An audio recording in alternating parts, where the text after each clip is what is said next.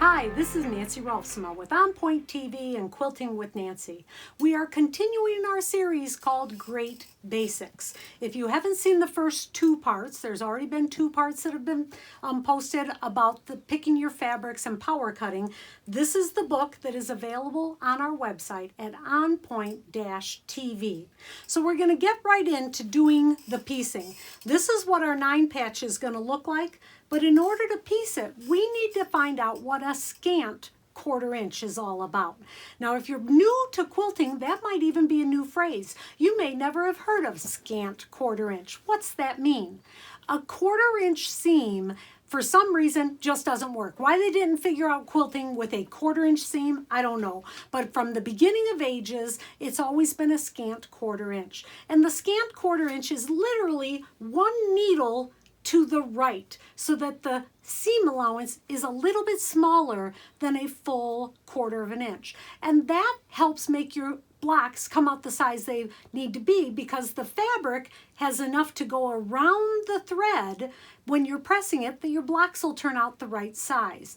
Keep in mind that in this quilt, it really isn't that important. If you sewed this entire block with a regular 1/4 inch seam allowance, this quilt would come out just fine. But most quilts that have different sizes and different shapes throughout the block, it does make a big difference if you want the blocks to all turn out the same size. So for this step, we're using my machine. Now I have a FAF Performance Icon, which is a newer machine on the market. Any machine can do what I'm going to do as long as the needle can position to the right side. So some older machines, you can't move the needle. So in that case, you have to move the position of your guide. So the guide is this pack. This is a seam guides from Guidelines for Quilting. I love these things. They last quite a long time. Each pack, I think, comes with 6 of them. If you've never seen these before, I highly recommend you find them. I know that you can find them on the website Fireside Quilts. She's got all the supplies you need. Anything that I talk about, she's going to have those supplies there. So grab yourself a pack of the seam guides from Guidelines to Quilting. I also am going to use a smaller ruler. So this is just maybe a 4 by 14 inch ruler. This is a really nice size for doing what I'm going to do next. Take it over to your sewing machine and put your presser foot completely down, and then lay the Guidelines for Quilting seam guide right next to the foot. Then raise your foot up again and put your ruler inside so that the edge of the ruler is butting next to the seam guide, and lower the foot again. So now the edge of the ruler is right under the edge of my foot. Now, most machines are going to come up at about a 3/8 inch seam, so you need to move the needle over so that from the edge of your foot to where the needle position is the scant 1/4 inch. So I'm going to move my needle to the right. And I move it until, whoops, I'm going to do that again. I don't know why it wasn't moving. I'm going to move my needle to the right. So using my machine's stitch edit, I'm sliding the needle until it goes over to the right. And then I'm going to slowly wheel it down and see, nope, that needle is landing right on the 1/4 inch line. So I'm going to lift my needle back up and move it over a couple more so that it is now just to the right. So if my hand is the 1/4 inch line on the ruler, and this all is the needle, I want that needle to come to the right of that line, not away from it and not on top of it, but just to the right. That's going to give you that scant 1/4 inch. But even though you position your needle where you think it should be, there's still a really good test you can do. So I've taken some fabrics and I cut them 1.5 inches wide. Now I'm going to piece these 3 strips together. So I'll have a strip of blue, white, and blue, and I'm going to sew those with that scant 1/4 inch. So as always, I'm going to start with a leader. So that's just an extra piece of fabric that you start your sewing with.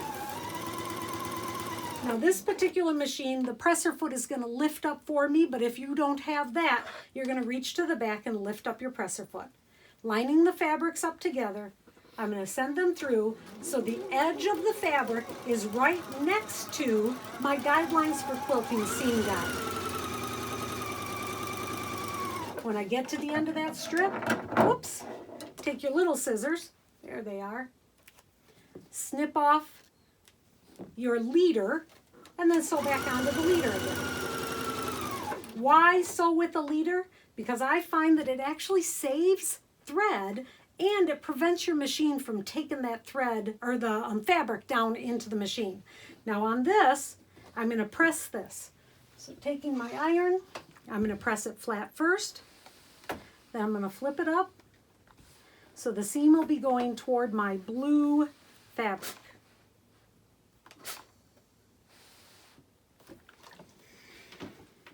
Now I'm going to piece that blue strip on the other side.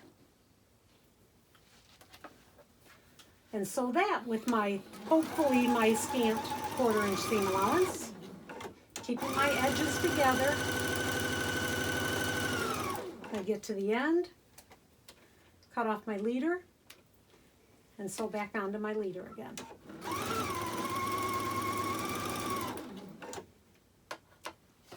Now the same thing. Press it flat first and then flip it up. Now if my scant 1/4 inch seam allowance has worked, the center strip, the white one, should be exactly 1 inch. So let's take my ruler and test. Laying this down from edge to edge, so from dark line to dark line, I don't think I'm ever going to get much closer than that on a scant 1/4 inch. So I recommend as a beginner that you maybe do this a couple of times. Let's say on Saturday you start sewing, do your scant 1/4 inch test. And on Monday when you come back to your machine, just to make sure, do it again. It can't hurt to do this little test knowing that your blocks will turn out that much more precise. Next we're going to start piecing our 9-patch block. Now that we have our scant 1/4 inch figured out on our machine, it's time to start sewing. So the first thing you want to do is to pick a thread. For piecing of quilts, you use a 50 weight cotton thread. The fabrics are all cotton, so your thread needs to be cotton. So you should be able to find a 50 weight thread, high quality. If you're going to be working with good fabrics, work with good thread too. So this is an Aurifil thread. So this thread, there's like about 1,300 yards on this spool. That's an awful lot of thread. That'll be able to quilt quite a few quilts. So be sure that you get some neutral colors. So like black and white for really dark quilts and light white for light quilts. And then some grays in different tones for when you're doing cool colored quilts. And some tans of different tones for when you're doing warm colored quilts. Those 4 colors, black, white, tan, and gray, will be able to cover just about all of the quilts you're doing. So get a couple spools of that 50 weight thread to have on hand. Then I like to use a Microtex 70 needle. That's going to be a very sharp needle that's not going to be really, really thick. So it's going to pierce through the fabrics just perfectly. And because it's a Microtex needle, not a universal needle, a universal needle has a semi-ball point. A Microtex has a very sharp point. It's going to pierce down exactly where I want it to be. So pick up some 70 Microtex needles. So my machine's all set and I'm ready to start sewing. So I'm going to start by grabbing these 2 off the top. I'm going to put them right sides together. Open the strip up completely. And put the right sides together. And I have my leader in place already, so I'm ready to start sewing. Sew for just a little while until you line your fabrics up on the right-hand edge, and then continue. Also, let the machine do the work. Don't be putting your hand back here trying to pull the fabric through. Let your machine do the work. Now, I talked earlier about my machine. I happen to have a FAF one of the things I like about it is it has this built-in walking foot. I love that. So my fabrics are always feeding through very evenly. And I don't ever have to help them along. So sew till the end of this strip.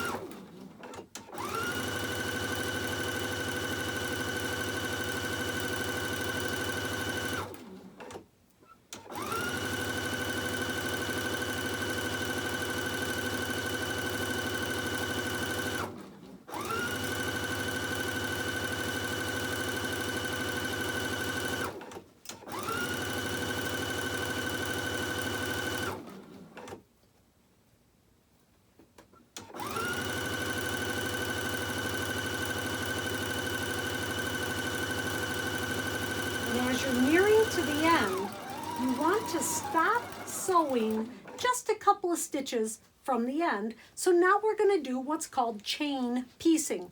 I'm going to reach over and grab the next 2 strips that I want to sew together. Again, putting them right sides together.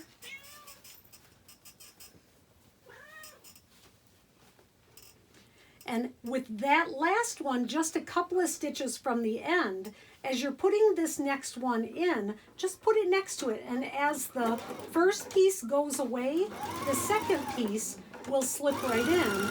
So then they are in a little chain. And you can do that for all of the strips. And I'll do this next set and then we'll come back. So my strips are all sewn. I've got my 3 strips sewn. They're chain pieced, so I'm able to just cut between those strips. And now I'm going to press them. I am very particular about how I press. I think I probably press longer and more patiently than anything else I do in my life. I'm never this patient with very many things, but when it comes to proper pressing, I'm very, very patient. So working on my wool mat, I do love this wool mat. It really helps to press the fabrics much quicker, and when I start doing some spray sizing, you'll really see a difference in how fast it goes. So on my wool mat, you first want to set your seam. So this particular strip is blue and white.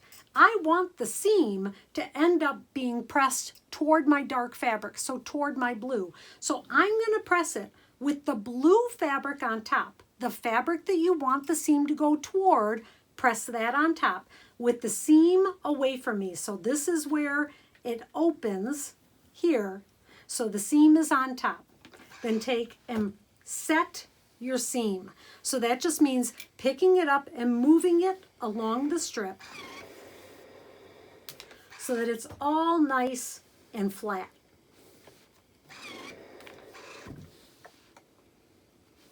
Then go back to the beginning of the strip. And now I'm going to flip the dark fabric up. Going to kind of finger press it or just put it in position first. Then move my iron to the beginning, and now my iron is just on the white fabric. As I slide it toward the blue, I am going to tip up my iron just ever so slightly so it doesn't push that seam, but rather eases that seam over. So now it's pressing onto the blue. Then pick it up and move it, lift it just ever so slightly, and then rest. And this is what I mean by patient. I'm not going step after step after step. I stop with my iron to make sure that my seam is in position. And I've got the steam on my iron. I love the steam on this iron because it's going to keep everything pressed nice and flat. I do like to let it cool a little bit before I move to the next part. And again, flipping it up with my fingers first. Starting on the white, tipping my iron up ever so slightly to push that seam over without actually moving the seam. And when you get to the end, again, give it a second to cool down.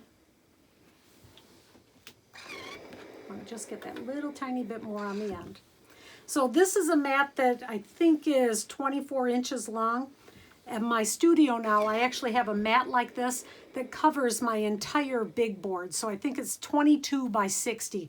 That means I can have this whole strip laid out nice and flat. Love that. After you've pressed it from the top side, flip it over to the back side. and make sure that the seams are all nice and even the way you want it. That none of them are like doing that little funky little flippy thing there. If they are, press it from the back side. After you've got them all pressed, fold them back into quarters, and then you can put that back into your design. So here's the rest of my design, like that.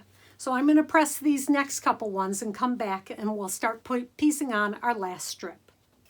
So my pieces are all pressed, and I like to put them back into my design so I can still make sure that I like what's going on. So now I'm going to take this strip and piece the dark piece on top, next to rather, the light piece. So it'll be dark, light, dark, and I'll continue that with these. I'll press them and then we'll come back and I'll show you what's the next step. So I've added my third strip to all of my strip sets, and I just want to show you the pressing of that. So this is the last one. Again, I want it to go toward the blue. So using your iron, you can slightly tip it up and then it'll go toward the blue. Now, why is that so important? Because we want our seams to butt together so that they really just bang right together, and that'll make your piecing so much more precise. So this strip, which is the same as 1 and 3, the white is all pressed toward the dark. Now it's a little bit different on the center strip, because on the center strip, we need it to press toward the green. So it's a little bit awkward because you'll first set your seam as always, but the bigger piece is on top. And what I mean by that is we have the strip set, the two together, and the little single one is below. So this makes it, this particular strip set, when you're doing these, it's just a little bit awkward. Not so bad that you're not going to want to do it, but I want you to see how it's done. Because when you're doing the larger on top, there's a tendency for this to go up and kind of flip that little guy in the wrong direction. You need him to not flip over, keep the white flat with your fingers, pull the seam out, or the top part out, and be able to feel that seam, that it is going toward the green. It is not flipped to the white. So again, starting on the white, tip your iron up and set that seam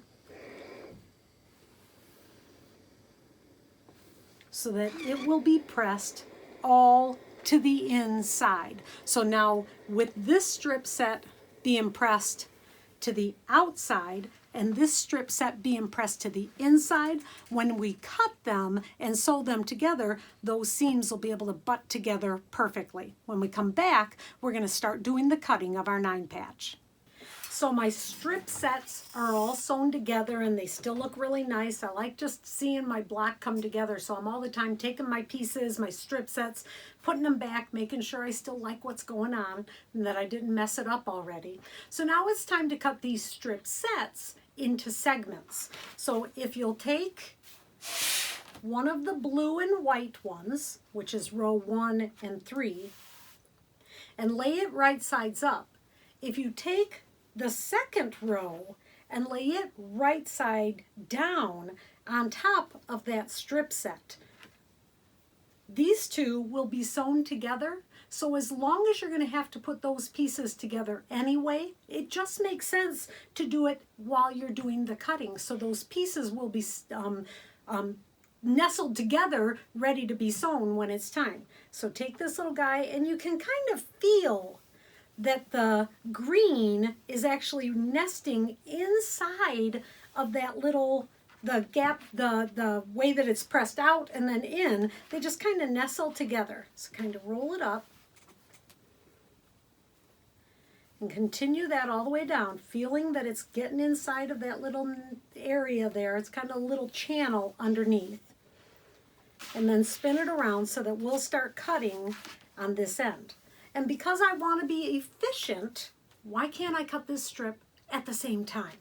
So if I take this strip and open it up, now this time, instead of putting it right on top of that, I'm going to bring it up about a 1/2 inch.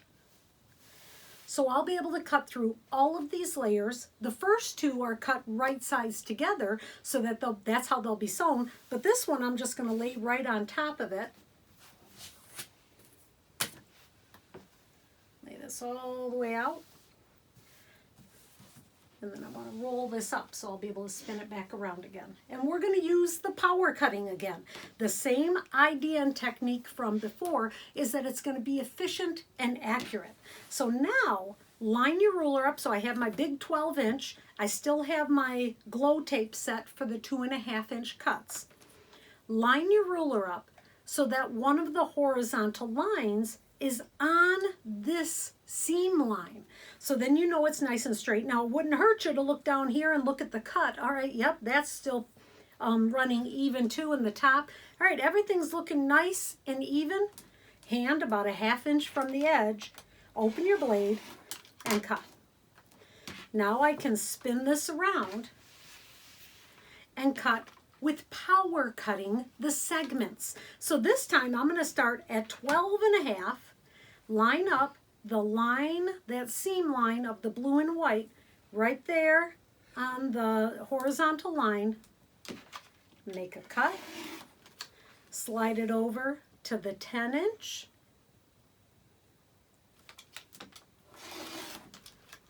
then to 7.5,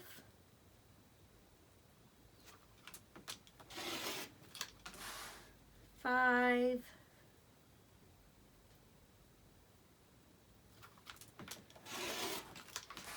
and 2.5, and I will do that for this entire strip.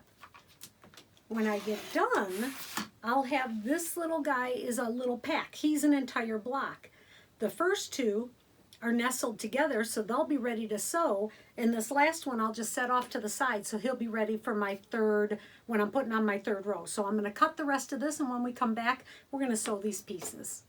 So now I have all of my little segments cut. So just so you know, out of a strip of fabric that's approximately 44 inches wide, I'm able to get 17 of these segments. For the quilt that we're making, the crib size, we only need 16. So just so you know, you can get the 16 definitely out of one strip set.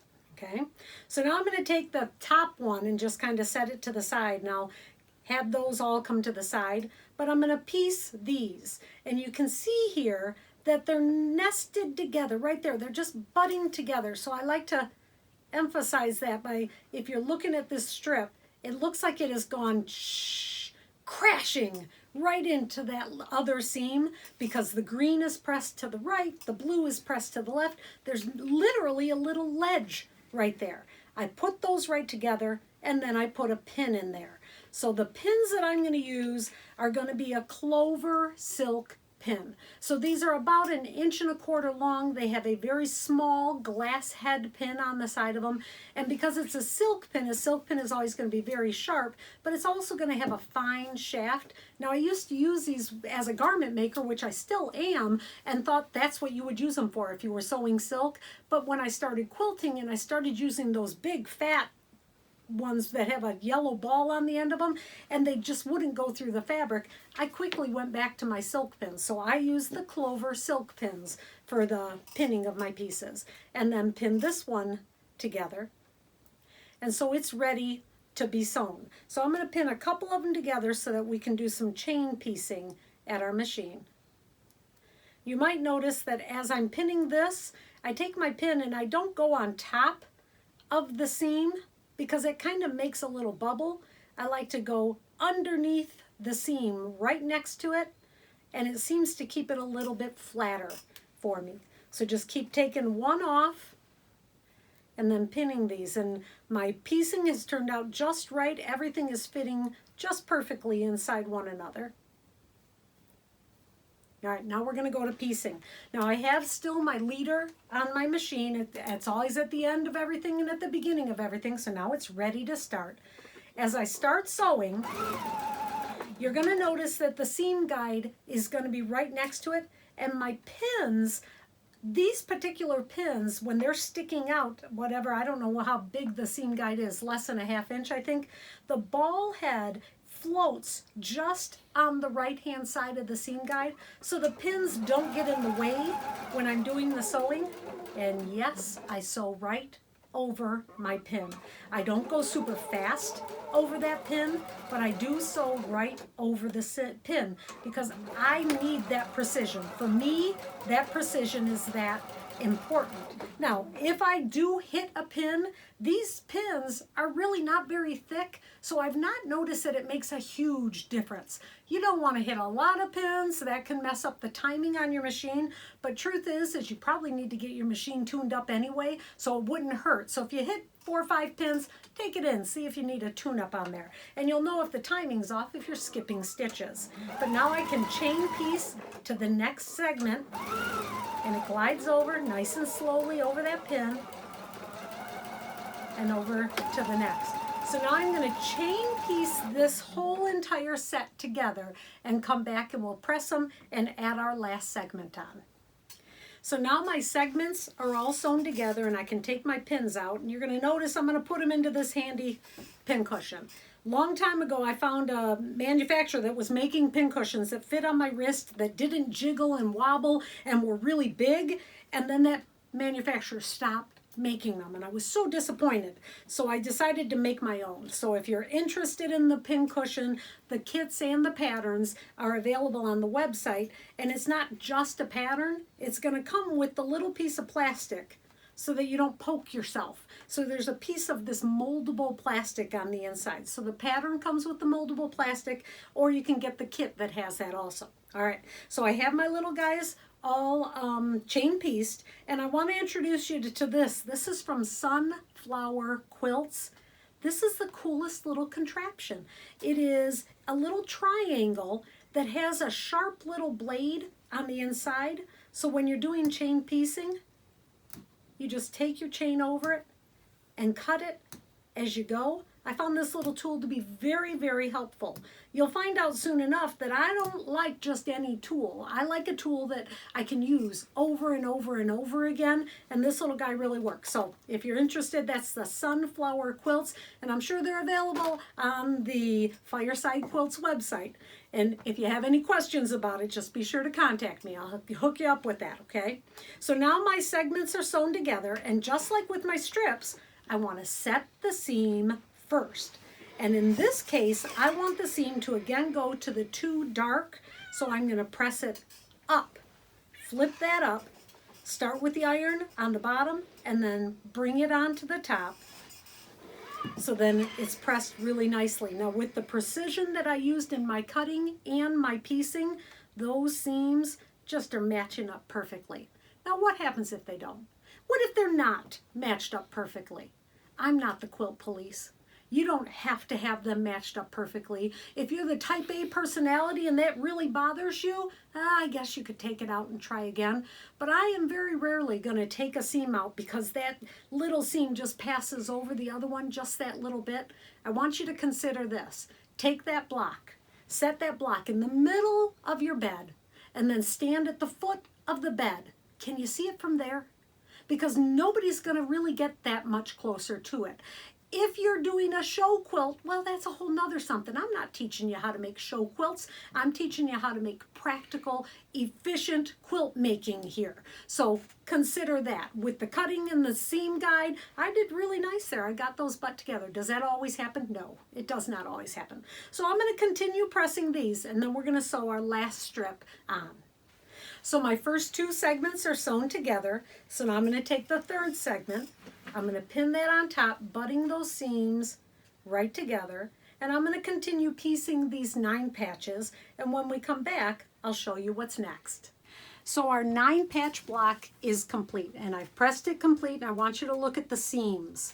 So when you see the seams on the row 1 and 3, the seams are pressed out. Row 2 is pressed in. And then you press from the outside, the center to the outside, so that it's going to the dark whenever possible.